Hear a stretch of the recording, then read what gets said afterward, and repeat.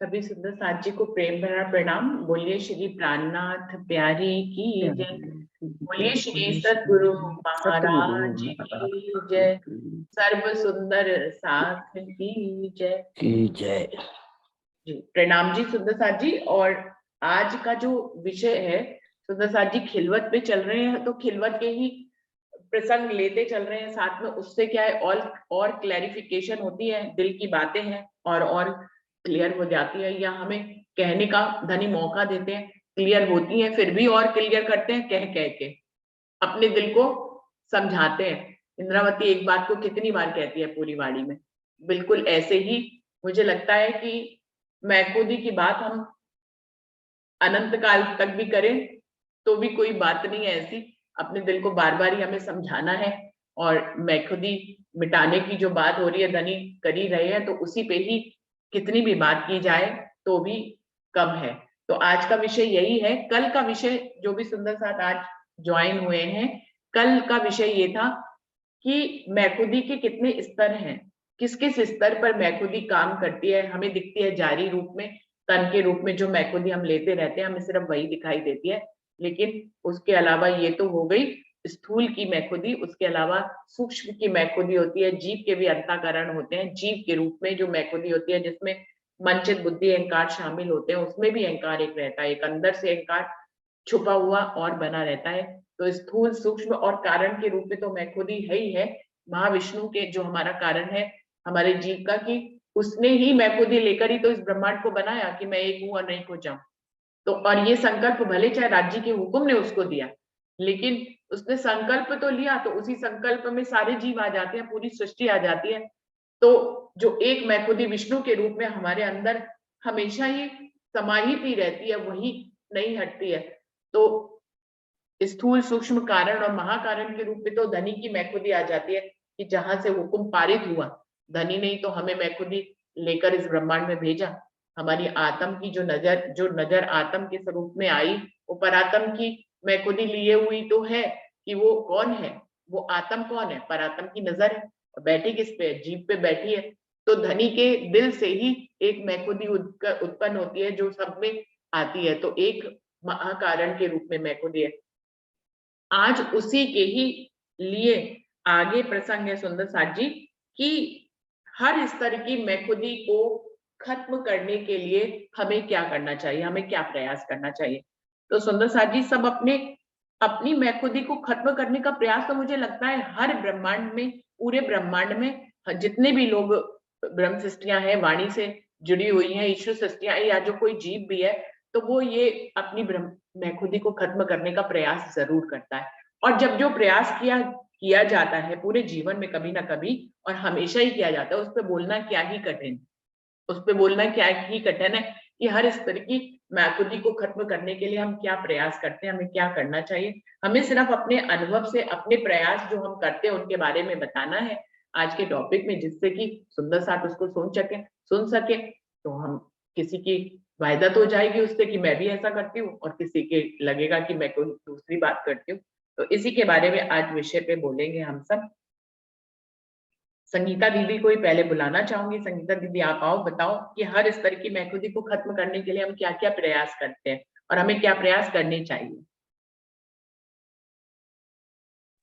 दीदी प्रणाम जी। प्रणाम जी। दीदी मैं खुद यह है, मैं वो राज्य के हुक्म से ही राज्य वो दूर कराएंगे मैं खुद ही, क्योंकि यहाँ माया के संसार में हर बात में मैं खुद ही आ जाती है। तो राज्य की वाणी पढ़ेंगे, राज्य साथ ही लगे रहेंगे तो ही वो दूर होगी। राज्य ही दूर कर सके और दुनिया की कोई चीज दूर नहीं कर सकती। तो चितवन करते रहे, वाणी पढ़ते रहे, राज्य साथ ही लगे रहे तो अपने आप खत्म हो जाएगी। प्रणाम जी।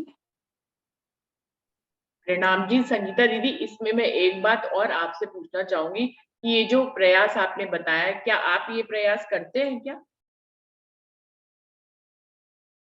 दीदी मैं इतना नहीं कर पाती, पर मैं बता रही हूँ। प्रणाम जी, कोशिश करूंगी। अच्छा। और अगर ये जो प्रयास आप करते भी हैं या जो बता रहे हैं, आप बता रहे हैं तो धनी आपके दिल में उपजा रहे हैं, तभी आप बता रहे हैं। आप ये जो प्रयास बता रहे हैं, इस प्रयास से कौन से स्तर की मैखुदी जा सकती है?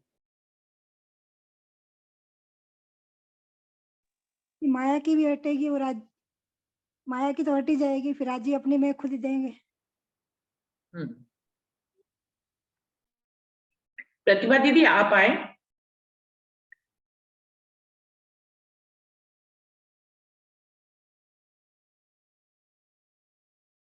प्रतिभा दीदी।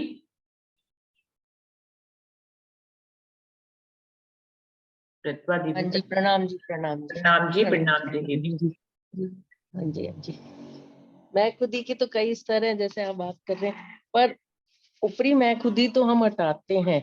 जो अंदरूनी मैं खुदी होती है, उसको अगर हम हटाने का प्रयास करें, तो जब हम निष्पक्ष भाव से अपने आप को देखते हैं कि हम क्या स्वीकार कर रहे हैं, कि सामने वाला जो बात कह रहा है उसको सुन करके कि ये बात सही है, और उससे हम तर्क वितर्क ना करके अपने आप को सही गलत ना साबित करें, जो है उसको स्वीकार करें, और अपनी अहम को हटा करके प्यार मोहब्बत से अपने सही निर्मल भाव से जब हम उस मैं खुदी को हटाने का प्रयास करेंगे, तो धीरे धीरे अभ्यास करते हुए हम उस मैं खुदी को शायद कुछ परसेंटेज तक हटा सकते हैं। मेरा तो पर्सनल अनुभव ये है कि हम यहाँ पे जहाँ कहीं भी देखें आसपास, हम अपने विचारों को, नेगेटिव विचारों को हटा करके और वाणी मंथन से जब हम उनकी बीतक को और वाणी को लेकर जब हम चलेंगे और हादी के कदमों पर चलने की कोशिश करेंगे, तब हम मैं खुदी को कुछ हटा सकते हैं। प्रणाम जी। प्रणाम जी। और इससे इससे दीदी कौन से स्तर की मैं खुदी पे काम मेहनत हो सकती है? सूक्ष्म वाली तो थोड़ी सी फर्क पड़ जाता है, सूक्ष्म वाली अभ्यास करने से फर्क पड़ जाता है। जहां तक कि पहले तो हम सामने वाले की जब हम बात को सुनने की कोशिश नहीं करेंगे, चाहे वो गलत है, तो हम उसको तरीके से कर करके, नहीं तो अपनी मैं खुद ही और आसमान छूती है जब उनको नहीं स्वीकार करते हैं, तो सूक्ष्म वाली मैं खुद ही हटती है। प्रणाम जी। प्रणाम जी, प्रणाम जी। जयंती भाई आप आए। हाँ, प्रणाम जी, सभी प्रणाम सुंदर साथ को प्रणाम जी। प्रणाम जी, प्रणाम जी। हाँ। थोड़ा रोशनी में आए जयंती भाई, आपका चेहरा अंधेरे में लग रहा है। हाँ जी, अब बिल्कुल सही आए। हाँ जी।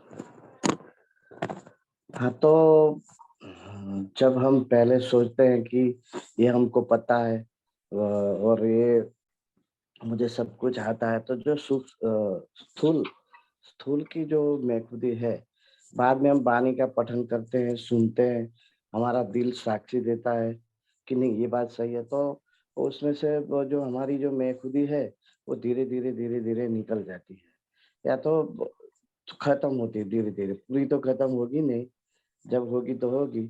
और सभी प्रकार की जो मैं खुदी है, सूक्ष्म हो, कारण हो, महाकारण हो, कोई भी हो, तो ये सभी जो मैं खुदी है, वो वाणी के सिवाय हट ही नहीं सकती। और उसके उसके लिए हमको निरंतर मंथन करना, जब जब टाइम मिले और जब समय हो, तो निरंतर मंथन करना चाहिए, या अच्छे अच्छे विचार करके सुनना चाहिए। और जब भी हम कोई भी काम करते हो और ऐसा भी समय आ जाए, तो हमारी जो चित्त है, हमारा जो मन है, वो वहीं पहुंच जाता है परम धाम में, कि जो भी हमने पठन किया हो, कभी सुना हो या चित्तवन में लाए हो, तो ये सब अपने आप जब चला जाता है, तो हमारा हमको थोड़ा सुकून भी मिलता है, और और हम निर्मल भाव से ये सब करना चाहिए। मेरा तो यही भाव है। मैं कल ज्वाइन नहीं होता, मैंने सुना पूरा, और जयंती भाई मुझे आप बिल्कुल कौन सा सही प्रयास लगा। करते हैं इनमें से? आप खुद पे कौन सा मैं प्रयास तो लागू करते मंथन हैं? मंथन करता रहता, मैं तो वाणी का पठन ही करता हूँ दीदी, और कुछ नहीं करता। फिर जुड़े रहा करिए ना, फिर क्यों बीच में गायब हो जाते हैं जयंती भाई आप तो? तो ऐसा उससे क्या प्रॉब्लम होता आ है, आप जाता जो है तो मंथन करते हैं हम क्या तक पहुंचता है ना, करें। आप जुड़े रहते हैं तो आपके शब्दों में फिर जो आप हाँ मंथन करते हैं वो हाँ हम तक पहुंच जाता है। हाँ, ये हाँ एकदम सही है, क्योंकि हम सब अंगना है, जो भी भाव आता है एक दूसरे में, तो पता चलता है कि नहीं ये हमारा ही ऐसा ही भाव है। जब आप बोलती है तो हमको लगता है कि ये हमारी ही बात हो रही है, तो ये तो अंगना भाव है, तो ऐसा है। भले माया में बैठे हैं, फिर भी राज जी को तो सब पता है, श्यामा जी सब जुड़े हैं, तो एक दूसरे का वहीं पहुंचता है और बाद में सुंदर साथ में भी आ जाता है। बिल्कुल। तो जैसे आप बोलते हैं तो वो हम तक जरूर पहुंचता है। और जयंती भाई की मुझे एक बात जो है बहुत हाईलाइटेड लगी कि मैं खुद ही ऐसी चीज है जो एक बार के प्रयास में नहीं जाती है सुंदर साथ जी, के लिए जीवन पर्यंत, बल्कि कहना चाहिए हर पल प्रयास करना पड़ता है, क्योंकि पल में ही मैं खुद ही खत्म होती है तो अगले पल खड़ी भी हो जाती है तुरंत ही। जैसे पहले भी अभी बात हुई कि अभी राज्य में निमग्न है, मान लीजिए आंखें बंद करके उनके, तो उस पल में तो ठीक है, जैसे ही आंख खुली अगला पल आंख खुलने का आया नहीं कि मैं खुद ही फिर खड़ी हो गई। तो मैं खुद ही के लिए निरंतर प्रयास करना है। आप ये सोचे कि भैया आज हमने ज्ञान से समझ लिया, मैं खुद ही के लिए हमने प्रयास कर लिया, बस काफी है। मैं खुद ही का प्रयास कभी भी काफी नहीं होगा। मुझे लगता है वो बार बार खड़ी होती है, उसको बार बार जो है हमें प्रयास करना पड़ेगा उसके लिए, क्योंकि वो बार बार दिखाई देती है, तो बार बार ही प्रयास रहेगा। और मुझे लगता है कि हमारी मृत्यु तक, जब तक हमारा जीवन है और धनी ने हमें वाणी के साथ लगाया हुआ है, तो हमें इस बात को भूलना नहीं चाहिए कि मैं खुद ही के लिए प्रयास अपनी मृत्यु तक हमें करते ही रहना है। और मुझे लगता है मैं खुद ही खत्म नहीं होती, वो खाली दबती है, इसीलिए तो बार बार फिर खड़ी हो जाती है। अगर खत्म हो जाती जड़ से, मूल से, तो बार बार खड़ी नहीं हो पाती। ये खत्म ही नहीं होती। क्यों खत्म नहीं होती? क्योंकि कारण रूप में ये हमारे अंदर विद्यमान है, महाविष्णु के रूप में ये हमारे अंदर विद्यमान है। कारण स्तर से, जो उसका तीसरा स्तर है, वहां से ये हमारे अंदर विद्यमान है। इसलिए क्या होता है कि हम ये दब जाती है हमारे प्रयासों से, लेकिन ये खत्म नहीं होती, इसीलिए तो अगले पल फिर से खड़ी हो जाती है। और इसका अनुभव हर व्यक्ति करता होगा, हम में से हर व्यक्ति इस बात का अनुभव करता होगा कि वो कितना भी प्रयास कर ले, बार बार वो हार के ये कहता है ये जाती क्यों नहीं है?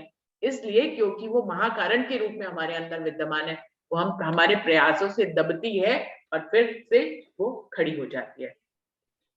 अरुणा प्रणाम। दीदी, आपको बुलाना चाहूंगी। जी प्रणाम जी। प्रणाम जी दीदी।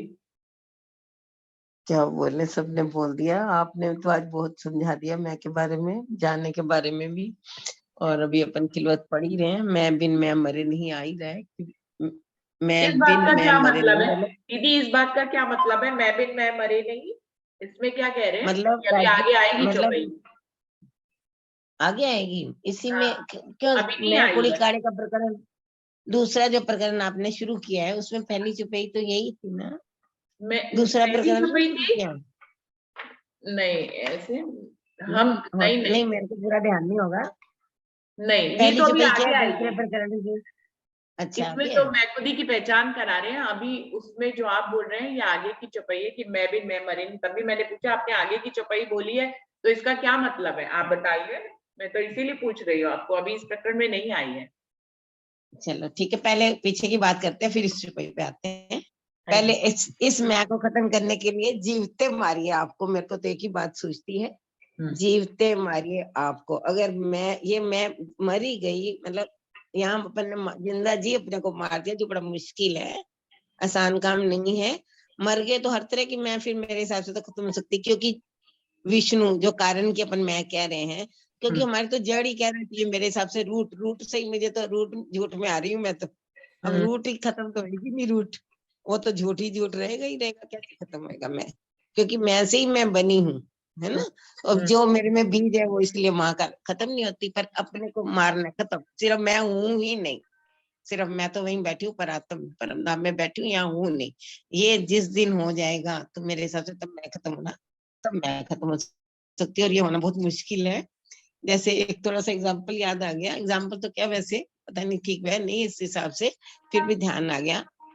महाराज जी को ना किसी ने कुर्ता पजामा दिया, कुर्ता पजामा पहनते थे तो दिया, तो उन्होंने ठीक है, महाराज जी ने रख लिया, बाहर से कोई देता है तो ठीक है रखा। और उन्होंने दूसरे दिन वो आई, उसने किसी को और को दे दिया, है ना। वो कुर्ता पजामा किसी, उनको ज्यादा वैसे ही रखने का शौक था ही नहीं। अब दिया तो वो मेरे जैसा सुंदर सा था, पागल तो होते ही हम लोग। तो अरे महाराज जी आपको दिया था मैंने तो पहनने के लिए, आपने आगे कैसे दे दिया? ऐसे थोड़ी होता है कुछ। महाराज जी कहते तुमने कब दिया? तुमने तो दिया ही नहीं। अब हमारे जैसे मूर्ख, अरे महाराज जी तो झूठ भी बोल रहे हैं, हम तो यही सोचे। महाराज जी कहते तूने दिया ही नहीं मुझे। कहते नहीं, अरे मैंने अभी ज्यादा दिन भी नहीं हुए महाराज जी, आप भूल तो सकते नहीं हो। कल की तो बात है, कल दी है और आज आपके पास है नहीं, ऐसे नहीं। आप चलो महाराज जी कहते ठीक है, झूठ बोल रहे हो आप, तो कह के वो तो चलने लगी। उन्होंने वापस बुलाया, आ इधर बैठी। बोले ये बता, तूने मुझे दिया था क्या, सच्ची में दिया था? जब तूने दे दिया तो फिर वो चीज तेरी कहाँ रह गई? फिर तू आज मेरे से कैसे पूछने आ गई उसको क्यों दे दिया? जब आपने दे दी चीज, वो भी फिर आपकी है, अभी भी आपकी है, क्योंकि मैं कहाँ से जाऊंगी? बिल्कुल। हाँ।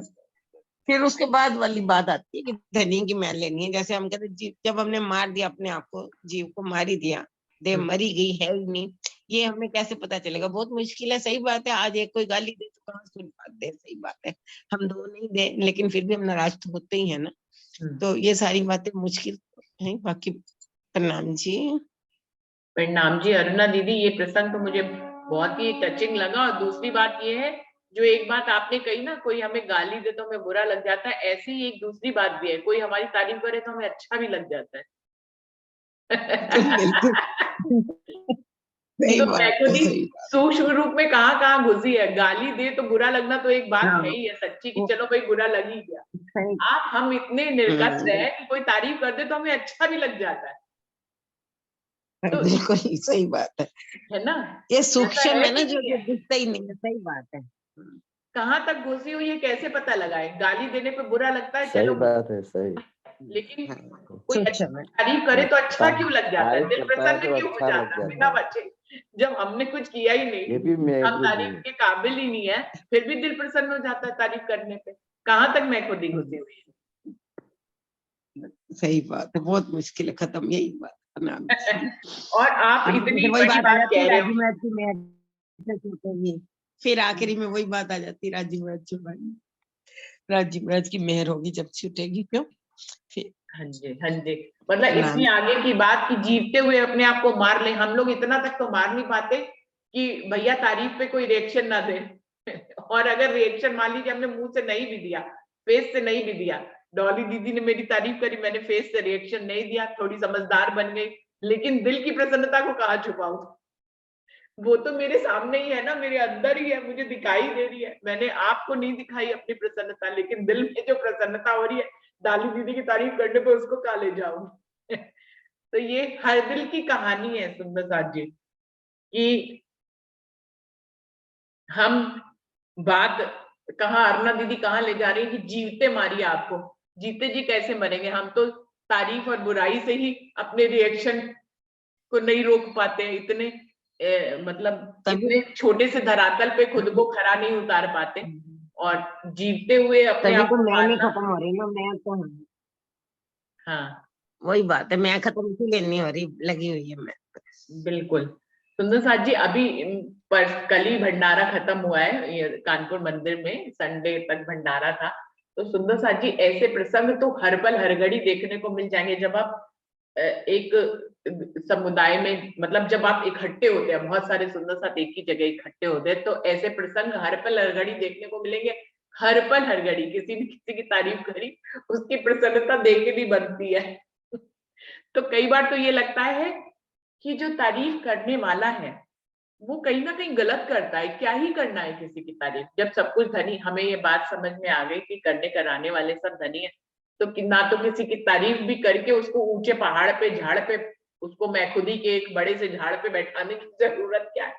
लेकिन सब यही कर रहे हैं, मतलब मंच मंत्री से लेके निचले स्तर तक सब यही कर रहे हैं। दिल में भले चाहे किसी को अच्छा जाने ना जाने, लेकिन शब्दों में तो तारीफ चली रही है ना सबकी। और शब्दों में तारीफ चल रही है तो सामने वाले को हम क्या कर रहे हैं? हम उसको मैं खुदी में और डुबो रहे हैं सुंदर सा जी, है ना? तो इस बात की अगर गहराई को समझे तो कोई, मुझे तो नहीं लगता कि बहुत ज्यादा किसी को मैं खुदी में डुबोना चाहिए। थोड़ा प्रयास वो करता है कि हम उसकी तारीफ करके फिर उसको मैं खुदी में डुबो देते हैं। तो यहाँ पे भी मौन हो जाना चाहिए। ऐसा लगता है कभी कभी कि इतने मौन हो जाएं, जो आप कह रहे हैं ना, जीवते मारिए आपको, तो फिर इतने मौन मौन में चले जाएं कि फिजूल की बात ही क्यों करनी? तारीफ भी तो एक फिजूल ही है, और क्या है? यदि गहराई से समझ ले, वो फिजूल से ज्यादा कुछ नहीं है सुल्तान जी। तो लेकिन हम ये रोज ही कर रहे हैं, और बहुत बहुत ऊंचे स्तर पे ये हो रहा है, कोई छोटे मोटे स्तर पे नहीं हो रहा, बहुत आगे तक हो रहा है। मतलब तारीफों के पुल बांधे जा रहे हैं या कुछ भी है, हम तारीफ को एक अलग ढंग से भी कह सकते हैं या फिर मौनी होके रह सकते हैं, क्रियाओं में दिखा सकते हैं। जरूरी नहीं है कि उसी समय तारीफ करके हम सामने वाले को मैखुदी में डुबो दें। तो ये भी एक मुझे लगता है कि कभी कभी नजारा देखने को मिलता है, तो उस समय ये वाला ज्ञान की बात पैदा होती है कभी कभी। और ऐसे ही बुराई की भी बात है, मुझे तो बुराई की भी ऐसे ही लगती है कि क्यों ही बुराई करनी है, जब सब कुछ हुकुम ही कर रहा है।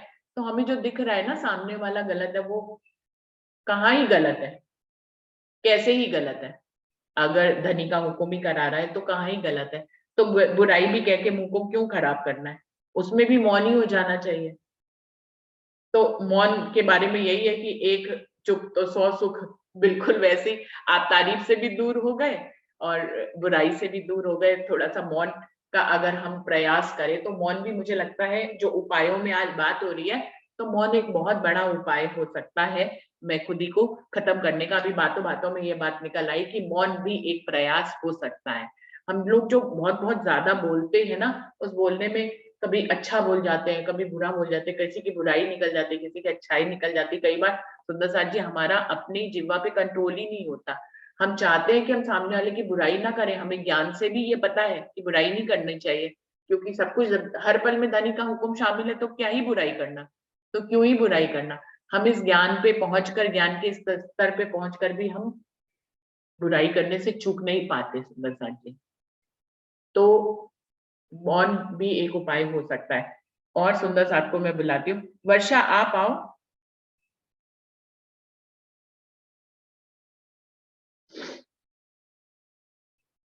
प्रणाम जी, सभी प्रणाम जी। के चरणों में। दीदी मैं क्या कहूँ, इसमें मुझे तो कुछ समझ ही नहीं आ रहा है। आप तुम सबकी क्या बातें तो प्रयास सुन करती हो, रही तुम खाली वही बताओ, कुछ समझ में आए दीदी, ना बस आए, आप अपने ऊपर क्या मेहनत करते हो, बस सिर्फ वही बताओ। कोशिश ही करती हूँ, करवाने वाले तो उनका राज्य हूँ। जैसे अभी सुबह की जो मीटिंग होती है, जब मैंने इसे स्टार्ट किया था ज्वाइन करना, तो उस टाइम लॉकडाउन था। और तो जब लॉकडाउन खत्म हो गया, बच्चों के स्कूल खुल गए, तो मुझे बड़ी टेंशन रहती थी कि जूम मीटिंग में मेरे को आना बहुत अच्छा लगता था सुन के रवि सुंदर साथ जी की बातें। तो मुझे बड़ी टेंशन रहती थी कि अब बच्चों के स्कूल खुल जाएंगे तो ये पॉसिबल कैसे होगा। लेकिन राज्य ने इसे पॉसिबल कर दिया। मतलब मैं आज भी मीटिंग ज्वाइन कर रही हूँ, सब कुछ मैं इस टाइम बिजी होती हूँ बहुत ज्यादा, लेकिन फिर भी राज्य ने ऐसा मैनेज कर दिया है मेरे लिए कि मैं काम करते करते भी मीटिंग ज्वाइन कर लेती हूँ और उससे मुझे सुख मिलता है। तो मुझे लगता है कि मेरे हाथ में तो कुछ नहीं है, मैं तो सिर्फ राज्य से अर्जी कर सकती हूँ, करने कराने वाले तो वो ही। तो मुझे तो इस तरह से दिखाई देता है कि मैं तो, अगर कहीं भी मेरे को जाना हो और मुझे मना हो जाती है, परमिशन नहीं मिलती घर से जाने की, तो मैं कह देती हूँ राज्य मेरा तो जाने का बहुत मन है, अब आप ही इसे कुछ कर सकते हैं कि भाई मैं चली जाऊँ, कैसे आप करेंगे इसे सिस्टम, ये आप जानो, मेरी कोई इसमें वो नहीं है। मैं तो कोशिश कर सकती हूँ जितना मैं कह सकती थी, घर पे कह दिया, अब नहीं मुझे परमिशन मिल रही, तो आप ये परमिशन दिलाएंगे, कैसे दिलाएंगे वो आप जाने, मैं तो नहीं जाने। तो मैं तो कुछ सब इस तरह से ही देखती हूँ दीदी कि राज्य के कैसे कर रहे हैं, पॉसिबल भी करते हैं राज्य, है नहीं कि नहीं। जब भी मैंने कहीं भी जाने का मन किया है, राज्य ने कैसे ना कैसे करके किसी भी तरह किया हो, वो मैनेज करके राज्य ने। पर ये है कि कई बार मेरा ही दिल इच्छा नहीं करता है, ये होती है कि मैं ही अपनी तरफ से डील कर देती हूँ। लेकिन जब मैं दिल से राज्य से मांगती हूँ कि भाई हाँ मुझे यहाँ जाना है, तो राज्य मुझे, मतलब राज्य से संबंधित, वैसे नहीं रिश्तेदारी में नहीं, जैसे मंदिर आश्रम में कहीं जाना हो, राज्य से रिलेटेड जब भी कोई इच्छा होती है, तो उसमें ही मैं राज्य से ज्यादा मतलब अर्जी करती हूँ, वैसे और किसी में नहीं करती। वैसे तो यह जहाँ जाना हो ठीक है, नहीं जाना है तो भी ठीक है। तो राज्य वो पॉसिबल करते हैं, कई बार मैंने ऐसा अनुभव किया है दीदी। मैं तो राज्य पे छोड़ देती हूँ, राज्य आप ही जाने।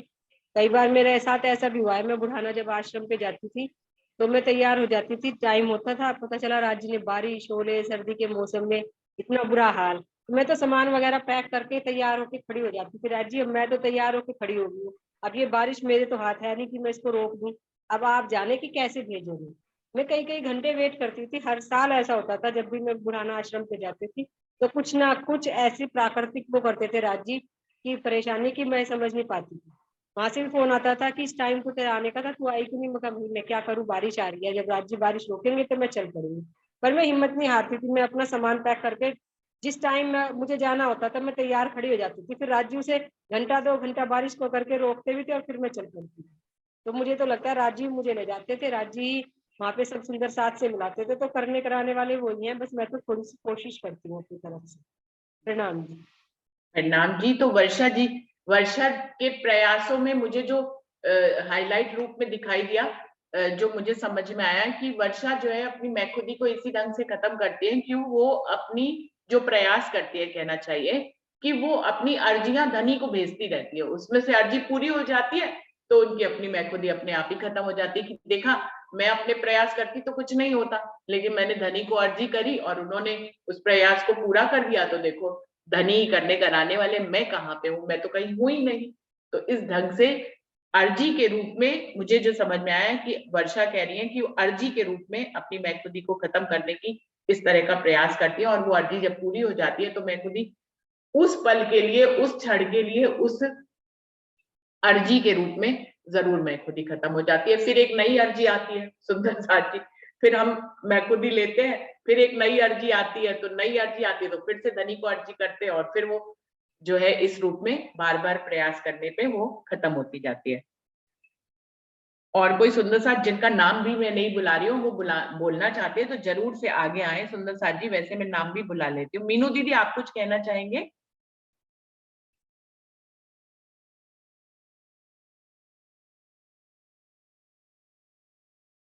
मीनू दीदी? दीदी नहीं, सुन के बहुत आनंद आ रहा है। उनके इनमें से कुछ कौन सी चीज आप, जैसे इतने सुंदर से आपने बोला, आप खाली यही बताइए इनमें से कौन सा प्रयास आपको अपना जैसा लगता है कि आप भी ये करती है? सभी सुंदर साथ ऐसे ही करते हैं, एक ही लीला चल रही है। एक ही लीला चल रही है, फिर तो वायदत हो गई हाँ भाई। जी। वो वर्षा दीदी की बात मेरे को बड़ी अच्छी लगी। वो सब कुछ राज्य की के ऊपर ही छोड़ देते ना, इसमें अपनी मैं मर जाती है। राज्य जो आप करोगे, आप नहीं करना सब कुछ। हम्म तो हम भी ऐसे ही कहते हैं राज्य को। हम्म जैसे जब तक हम हुक्म पे समर्पित होंगे और खेल को खेल समझेंगे, और हाँ जी। जब हम ये समर्पण करके जीवते मुर्दा बन के रह के, जब तक हम इस कोशिश को प्रयास लगातार करते रहेंगे ना, तो जो हमारी मैखुदी बार बार ऊपर उठती है ना, वो कुछ परसेंटेज तक हल्की हो जाती है। और जैसे मैंने एक बार सतगुरु के मुंह से सुना था, उसमें आता है ना, मैं तृण युद्ध कीदा फरी फरी पछे गत मत। उनके विचारों को लेकर उन्होंने समझाया था कि इंद्रावती ने कैसे उनके विचारों को अपोज नहीं करा और खेल को खेल मान करके आगे वो बढ़ती चली गई, तब जाके उनकी वो उस स्थिति तक पहुंच पाई है। हाँ, हम्म ये स्टेप्स करेंगे तो शायद थोड़ा थोड़ा हम आगे बढ़ते चले जाएं। प्रणाम जी। प्रतिमा दीदी बार बार ये कह रही है कि कुछ परसेंट कम होती है, खत्म नहीं होती, कुछ परसेंट कम होती है। मीना दीदी, आपको बुलाना चाहूंगी, आपने कल मुझे कुछ लिख के भी भेजा था, आप बताइए क्या आप कैसे प्रयास करती है? प्रणाम जी दीदी। प्रणाम जी। मैं तो सब राज्य पे ही छोड़ देती हूँ, क्योंकि हमारा तो कुछ चलता नहीं है, तो फिर राज्य पे ही छोड़ के ही चलती हूँ। वाणी में सब कुछ लिखा है। प्रणाम जी। प्रणाम जी। समय धीरे धीरे खत्म हो रहा है, जो सुंदर साथ रह गए इस प्रसंग को अभी कल भी रखेंगे, मुझे सबके ही प्रयास सुनने हैं और अच्छा लगेगा, इससे हमें कोई ना कोई संदेश मिलेगा, सभी को एक संदेश मिलेगा। तो जो लोग आज बोल पाएंगे बाकियों को कल भी बुलाएंगे। मंजू दीदी, आप कुछ कहना चाहेंगे?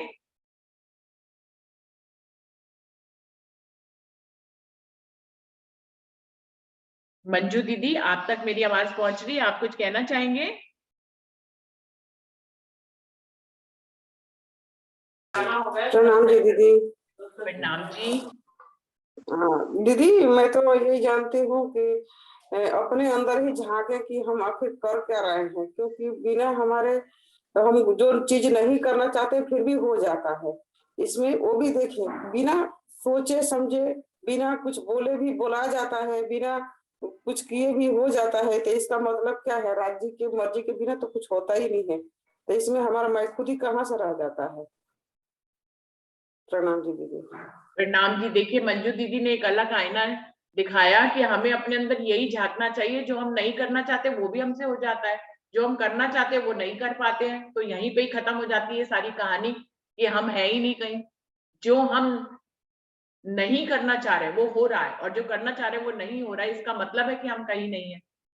इसी बात को हम अपने अंदर झांक ले तो मैं खुद ही कुछ % कम हो जाती है कि ये तो हमारे जीवन में रोज ही होता है, हर पल होता है, हर घंटे में होता है कि कुछ ऐसा हो जाता है जो हम नहीं चाहते, और कुछ हम ऐसा कर बैठते हैं जो हम करना नहीं चाहते। तो यहीं पे ही हमें देख लेना चाहिए। बिल्कुल प्रारंभिक स्टेज पे उन्होंने बिल्कुल संदेश दे दिया ये कि हम यहीं पे ही देख ले प्रथम अवस्था में ही कि हम कहीं पे है ही नहीं। हमें तो नचाने वाले धनी धनी ही है। बहुत अच्छे ढंग से उन्होंने बताया। शशि दीदी, आप कुछ कहना चाहेंगे?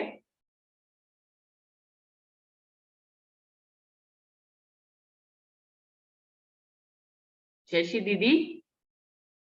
प्रणाम दीदी, मैं अभी ज्वाइन हुई इसलिए अच्छा, मुझे तो उतना पता नहीं। हाँ जी, प्रणाम जी। प्रणाम जी। तो फिर आप कल के लिए तैयारी रखिएगा, कल आपसे बुलवाएंगे। डॉली दीदी से भी हम लोग कल सुनेंगे, शशि दीदी से भी कल सुनेंगे, और मैं, हाँ जी, हाँ जी, बबीता दीदी आपसे भी हम कल सुनेंगे, क्योंकि समय खत्म हो रहा है तो बाकी कल के लिए भी रखते हैं। विमला दीदी को आज बुलाना चाहूंगी। विमला दीदी आप आइए।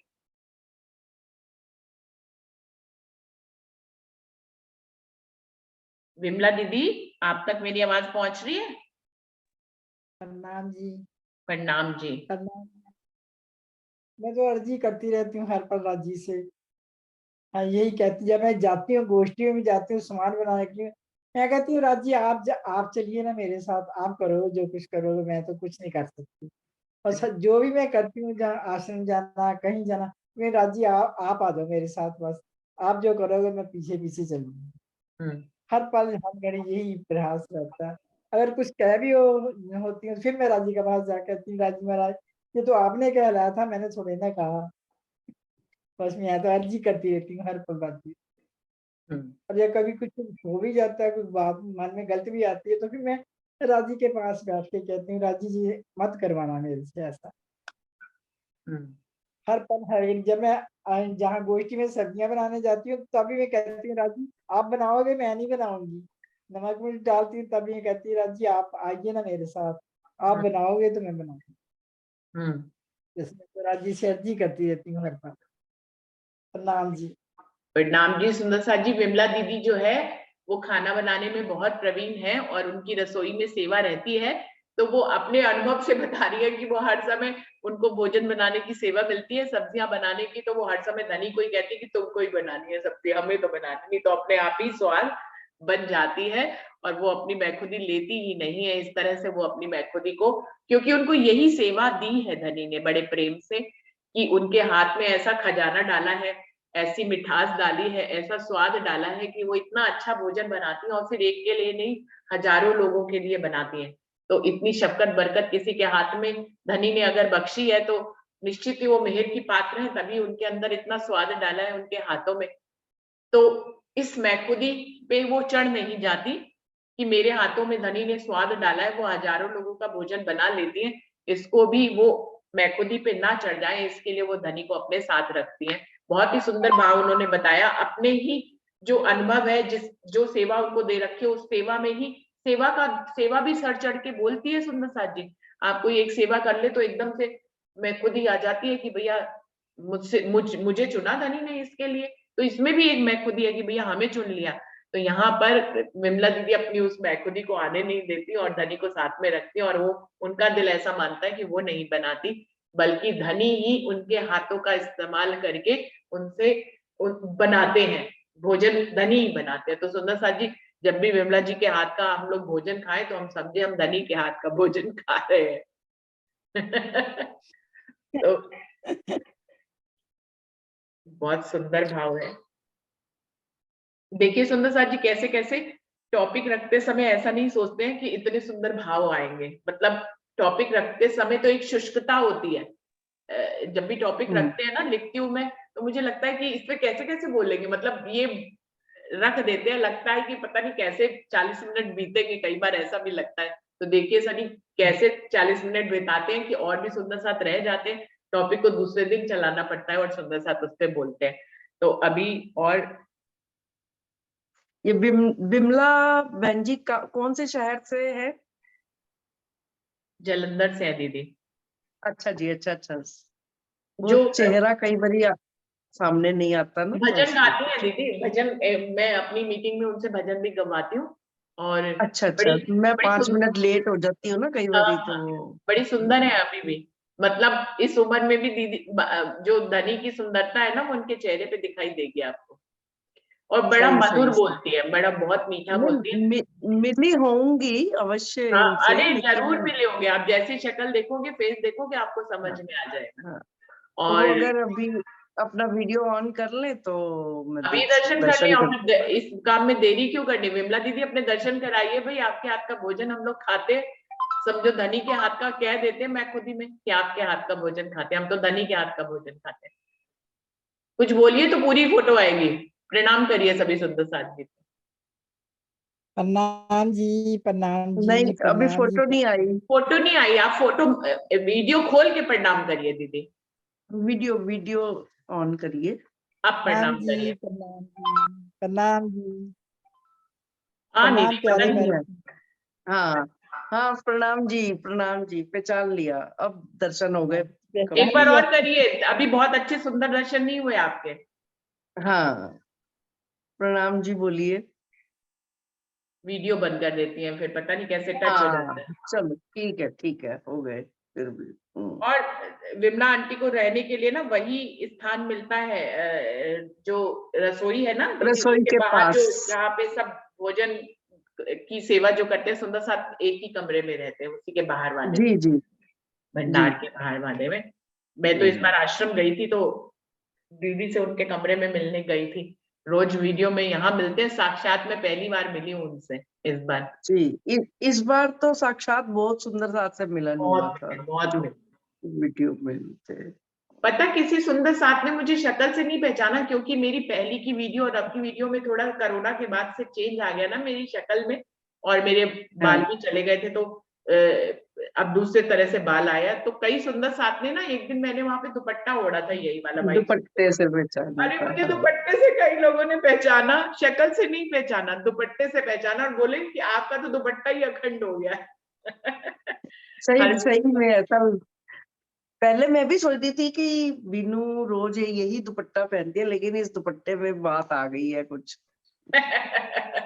दीदी एक अलग से ही बनाया हुआ है, और ये मल्टी कलर जी का है, जी तो रोज सोचना पड़े कौन सा दुपट्टा ओढ़े, तो बिना सोचे समझे ये राज्य के पास ही रखा हुआ है, बस यही सुबह हाँ ओढ़ जी। लेते हैं। नहीं नहीं, राज्य के मेहर का दुपट्टा है।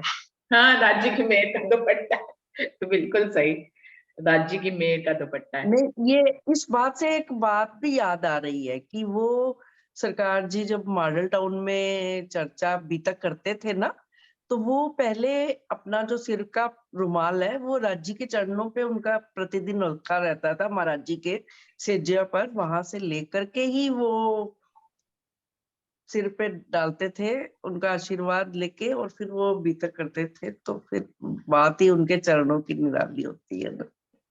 बहुत बहुत दीदी ने एक और मुझे क्लू दे दिया, मैं इसको राज्य की अलमारी में रखती हूँ, ऊपर राज्य के पास नहीं रखती, आज से तो मैं इसको महाराज जी के पास ही रखूंगी।